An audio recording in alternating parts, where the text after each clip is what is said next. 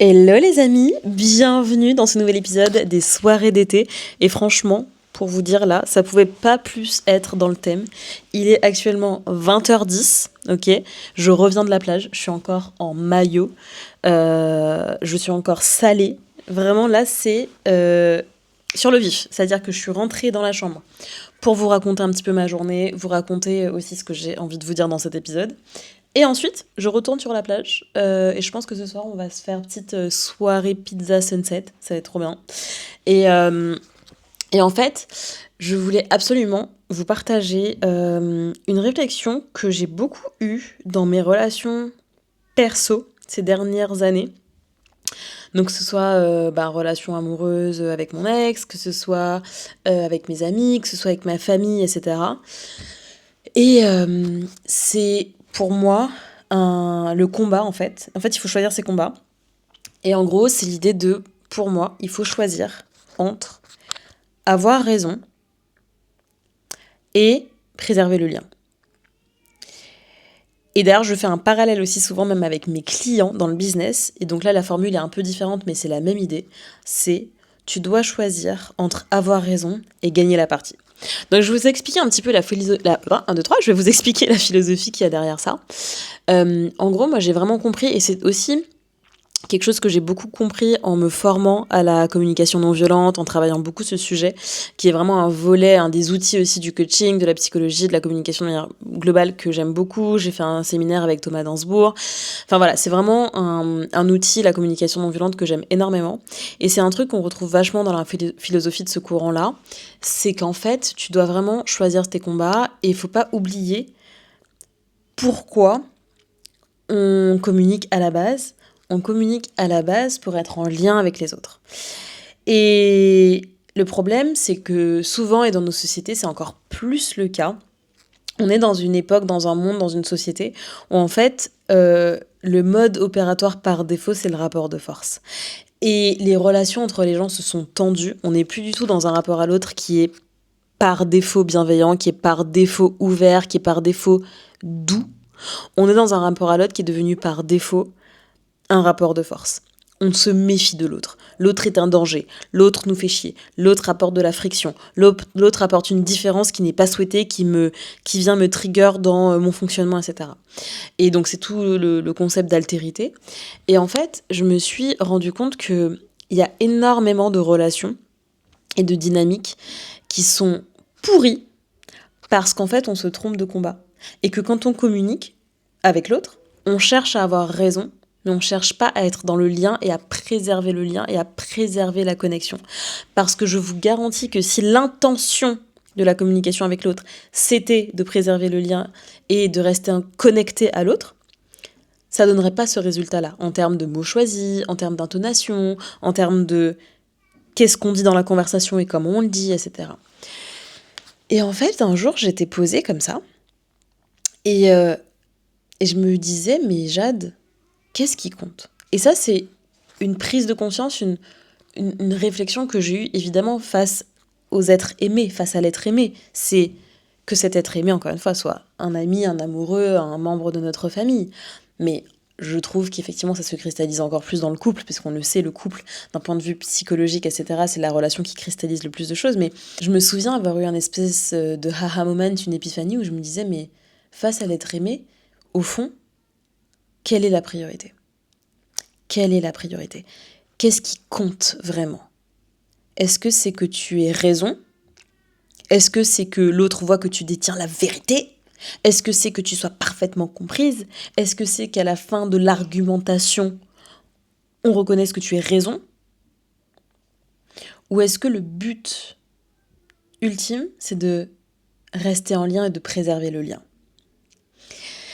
Et forcément, ça demande énormément de prise de hauteur, de prise de recul. 1. 2, ça demande d'avoir énormément travaillé son ego et de le maîtriser. Et 3, ça demande un niveau de conscience à un instant T qui est énorme.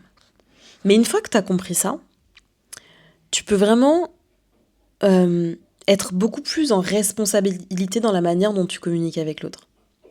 Et comme j'aime bien le dire, on est 100% responsable de 50% d'une relation et on a tendance à l'oublier.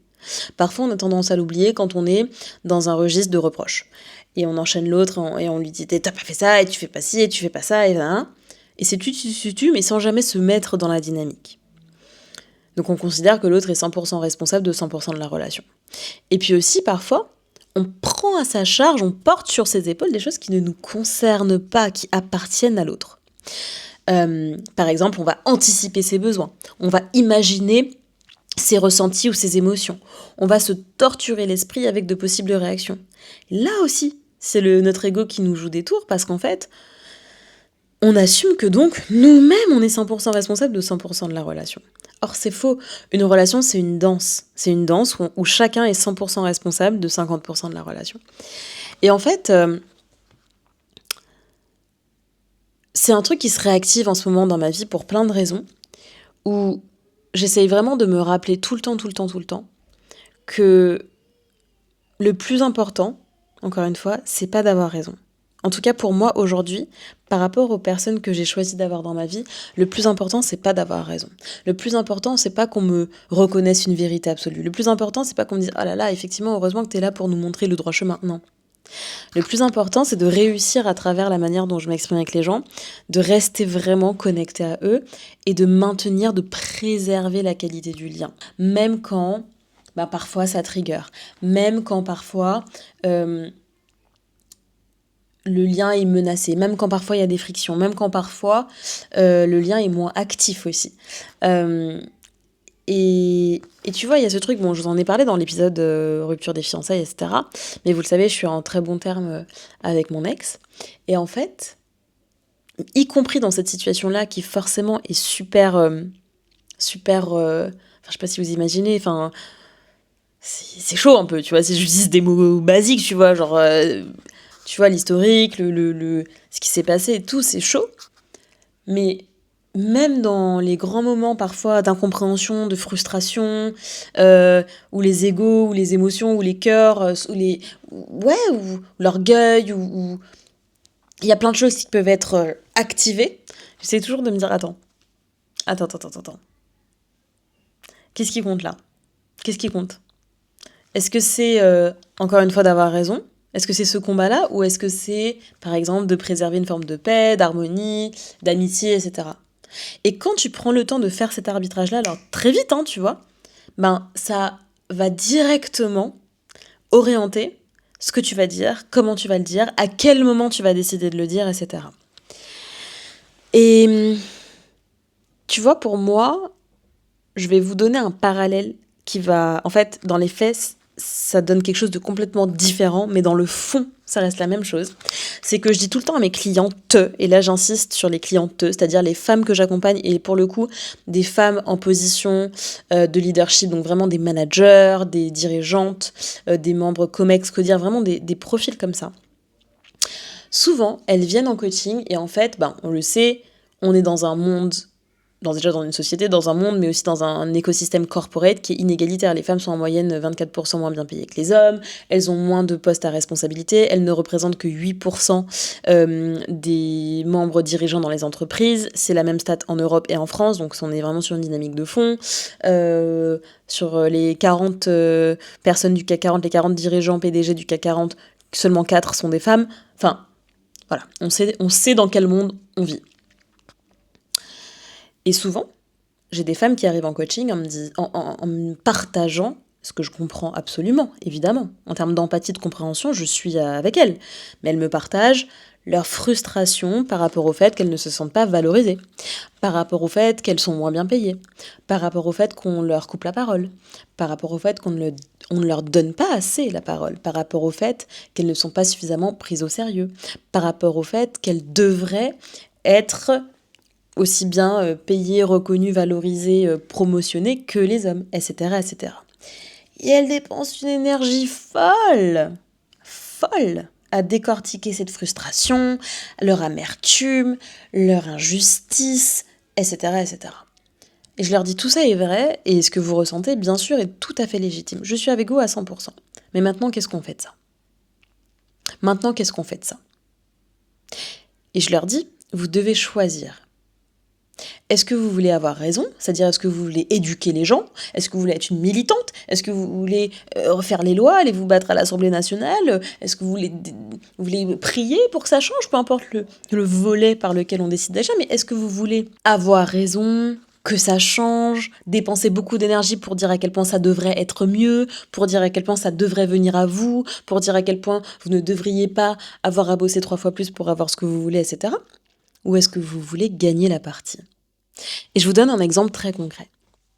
J'avais une coachée il y a quelques mois qui me partageait le fait qu'elle était donc frustrée parce qu'en fait, elle était l'une des seules femmes du COMEX de sa boîte, etc., qu'elle se donnait comme une dingue, qu'elle bossait comme une acharnée, etc., et qu'elle savait de source sûre qu'elle était la moins bien payée autour de la table. Et donc on travaillait sur justement sa posture, son leadership, et notamment sur une préparation de fonds pour la négociation de son salaire, de ses bonus, bref, de la revalorisation très concrète de son poste, notamment à travers les missions, mais aussi à travers ses avantages et son salaire. Donc on travaille ça pendant plusieurs mois, etc., etc. Et en fait, il y a une séance où effectivement, je voyais qu'elle tournait en rond, et puis un jour, comme ça, elle explose, et elle me dit, mais en fait, ça me saoule, parce qu'en fait, moi, je fais un coaching, on est là en train de préparer une négociation et tout ça, mais vu tout ce que j'apporte à la boîte, vu tout ce que je fais, en fait, ça devrait être eux. Moi, j'ai pas envie d'aller demander tout ça, j'ai pas envie d'aller quémander, ça devrait être eux qui devraient voir à quel point je contribue, ça devrait être eux qui devraient me dire à la fin de l'année, mais t'as fait un énorme job, on va te donner un bonus, ça devrait être eux. Et en fait, elle dépensait une énergie folle à se dire, mais ça devrait être eux. Donc en fait, elle donnait tout son pouvoir et toute son énergie à l'autre personne. En l'occurrence, les dirigeants de l'entreprise, le PDG de la boîte et les équipes, les PDG, enfin les DGRH, etc. Et tout son pouvoir partait là-bas, parce qu'elle aurait voulu que ces gens-là aient la vertu de reconnaître son travail, elle aurait voulu que ces gens-là aient la générosité d'eux, et la confiance d'eux, et le sentiment de justice d'eux, et l'équité d'eux, etc. Et je lui ai dit, mais en fait, ça, c'est pas quelque chose qu'on peut contrôler, ça, c'est pas quelque chose qu'on peut maîtriser, ça, c'est pas quelque chose qui est entre nos mains. Nous, ce qu'on peut maîtriser et ce qu'on peut contrôler, c'est ce que toi tu fais. Et qu'est-ce que toi tu peux faire? Quels atouts tu as dans ton jeu? Tu ne peux pas jouer avec les atouts des autres. Ça, c'est pas dans ce qu'on peut faire. C'est pas dans nos outils, c'est pas dans nos ressources. Donc, qu'est-ce qu'on fait à partir de ça? Et en fait, on a travaillé vraiment le fait de reprendre son pouvoir à elle et de dire, mais attends, est-ce que tu veux avoir raison? Est-ce que tu veux que le monde soit plus juste, plus égalitaire, plus équitable, etc. Ou est-ce que tu veux ton augmentation? Autrement dit, est-ce que tu veux gagner la partie? Et donc, je lui dis, tu dois décider quelle partie tu joues. Quelle partie tu joues? Avec quels atouts tu joues cette partie? Autrement dit, quel est ton jeu de cartes? Et quelle est la meilleure stratégie pour gagner la partie avec ton jeu de cartes? Voilà ce qu'on fait. Et d'ailleurs, voilà ce qu'on fait en coaching. C'est ce que je fais avec mes coachés, quel que soit leur objectif. Parce qu'en fait, à la fin de la journée, c'est ça. Je veux dire, quand on est dans le monde du privé, puisque là, on parle du monde de l'entreprise, t'es pas dans un monde politique, t'es pas dans un monde associatif, t'es pas dans un monde humanitaire, t'es pas dans un monde militant. T'es dans le monde du privé. Tu joues avec le règlement intérieur, avec les codes et les cartes et les règles du jeu de l'entreprise. Donc, est-ce que ça aurait été mieux? Ben oui, peut-être. Mais là, t'es pas à l'Assemblée nationale, t'es pas sur un plateau télé en train de faire du militantisme. Là, t'es en train de négocier pour ta partie, là. Donc, qu'est-ce qu'on fait à partir de ça? Et bien sûr qu'en empathie, je comprends. Bien sûr que je pourrais passer la session et lui dire « Ouais, c'est vrai, ça, c'est relou, hein, machin. » Mais dans ce cas, je serais une très mauvaise coach. Je serais peut-être une bonne copine, je serais peut-être une super confidente, je serais peut-être quelqu'un qui la rassure, mais je serais pas une bonne coach. Et ça, c'est un truc que je rappelle tout le temps. Et pour moi, ce parallèle-là, c'est la même chose, en fait, sur la vie perso. C'est la même structure, c'est-à-dire, en fait, tu dois identifier dans quel contexte tu es, hein. Donc, à quelle partie tu joues, quels sont tes atouts et avec quelle carte tu joues à cette partie, et qu'est-ce que ça représente pour toi de gagner la partie.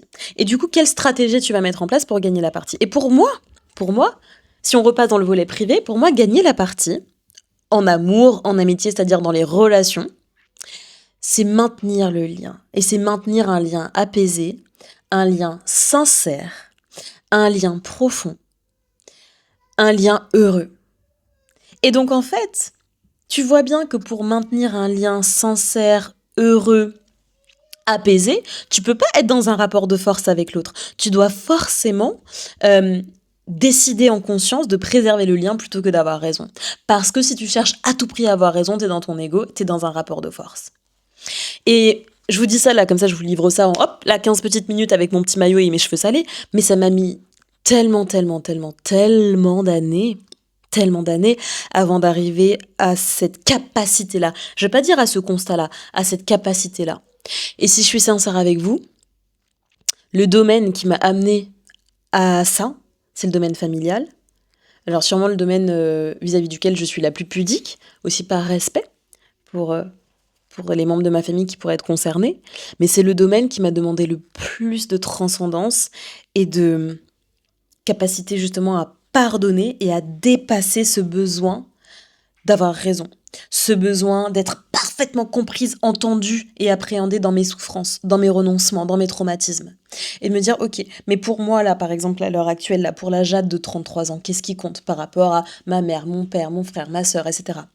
Tu vois, qu'est-ce qui compte? Et je me pose toujours cette question. Qu'est-ce qui compte au fond? Et c'est ce qui va d'ailleurs créer des dynamiques relationnelles très différentes, ou parfois si les gens n'ont pas tout le contexte, tu vois, n'ont pas les sous-titres, ils vont se dire mais toi t'acceptes ça, ou toi tu vas pas te battre pour ça, ou toi tu... Mais attends, mais tu laisses dire ça? C'est pas que j'ai renoncé, c'est pas que je me laisse marcher dessus, pas du tout. C'est que j'ai décidé, en fait, j'ai choisi mon combat, j'ai choisi mes combats. Et c'est pas que j'accepte tout, pas du tout. C'est juste que par rapport à ce que j'ai accepté, par rapport à l'intention que j'ai posée pour chacune de mes relations, par rapport au degré de préservation du lien que je veux, ça recalibre aussi les relations. Vous voyez ce que je veux dire? Par exemple, avec mon père, on a un degré de relation, on va dire maximum. C'est-à-dire qu'on peut tout se dire, on peut tout entendre, il y a zéro filtre, zéro masque, zéro retenue. Voilà. Et ben, ce que ça va créer, c'est qu'en fait, il n'y a pas de friction entre avoir raison et préserver le lien. Avoir raison et préserver le lien va... la cohabitation de ces deux intentions-là sont possibles. Donc en fait, chacun va dans sa vérité, chacun va dans la transparence la plus totale de ce qu'il a à dire. Mais par exemple, avec d'autres membres de ma famille, ça, ce n'est juste pas possible pour plein de raisons. C'est juste pas une possibilité. Et donc, par rapport à cela, eh bien, je recalibre. Par exemple, si je fais un schéma, mon père, c'est dans le noyau ultime, premier cercle, et puis peut-être quelqu'un d'autre de ma famille, ça va être peut-être deuxième cercle, ou troisième cercle. C'est pas grave, ça veut pas dire que j'aime moins. Ça veut dire que ce lien-là, cette relation-là, pour qu'elle puisse exister de manière apaisée et heureuse, il y a ce niveau-là de lien, et ce niveau-là de possibilité. Et donc, c'est ça, gagner la partie. C'est ça, préserver le lien plutôt que d'avoir raison. Donc, il y a des sujets qui vont pas être abordés dans leur totalité. Il y a des sujets sur lesquels peut-être on va même pas aller. Il y a peut-être des éléments sur lesquels il y aura plus de pudeur ou alors des lâcher prises. Voyez? Et en fait, je trouve que c'est une manière assez juste, mais surtout, je dirais même réaliste de gérer les relations. Et je vous en ai déjà parlé dans un podcast qui s'appelle Je ne suis plus idéaliste, il y a quelques années. Mais ça honore en fait cette philosophie-là. C'est-à-dire que dans l'idéal, bien sûr que tu as envie que toutes tes relations, ça soit et préservation du lien, et sincérité radicale, et amour radical, etc. Mais dans le réel, eh bien, les relations interpersonnelles, c'est complexe.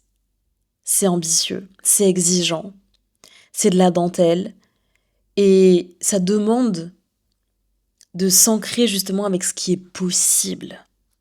Ce qui est possible. Et parfois, malgré l'amour, etc., il y a des choses qui ne sont pas possibles. Et donc, on doit choisir ce qui compte. Et moi, ce qui compte avec les gens que j'aime, qui sont vraiment dans mon cœur, qui ont trouvé une place dans mon cœur, c'est de préserver le lien. Parce que je les aime. Et que c'est ma manière d'aimer. Tu vois ce que je veux dire? Et je crois que j'avais envie de vous partager ça dans l'épisode d'aujourd'hui. Simplement pour en miroir vous poser la question, comment est-ce que vous avez envie d'aimer les gens que vous aimez? Quel est le combat que vous choisissez par rapport à ça? Et comment est-ce que vous pouvez honorer dans votre manière de communiquer avec eux cette intention-là.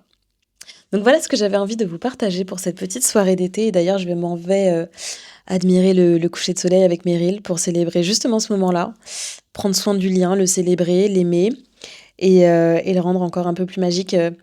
C'est marrant parce que je pense que Meryl, c'est la première personne qui a verbalisé ça avec des mots, qui m'a dit toi, ton super pouvoir à toi, c'est vraiment de rendre la vie magique, de rendre le quotidien magique. Et ça fait pour moi partie un peu de cette philosophie-là de comment honorer le lien, comment le consolider, tu vois, comment le rendre merveilleux. Aujourd'hui, je vous ai parlé de la communication, mais je pourrais peut-être faire un épisode, dites-moi, sur peut-être toutes les petites choses que j'aime faire, ou en tout cas qui comptent pour moi, et qui participent à rendre l'ordinaire extraordinaire, le quotidien exceptionnel, magique. C'est vraiment quelque chose qui me tient à cœur. Et ça fait vachement partie de mes langages de l'amour que je donne, tu vois. Donc voilà, n'hésitez pas si c'est un sujet que vous aimeriez que j'évoque.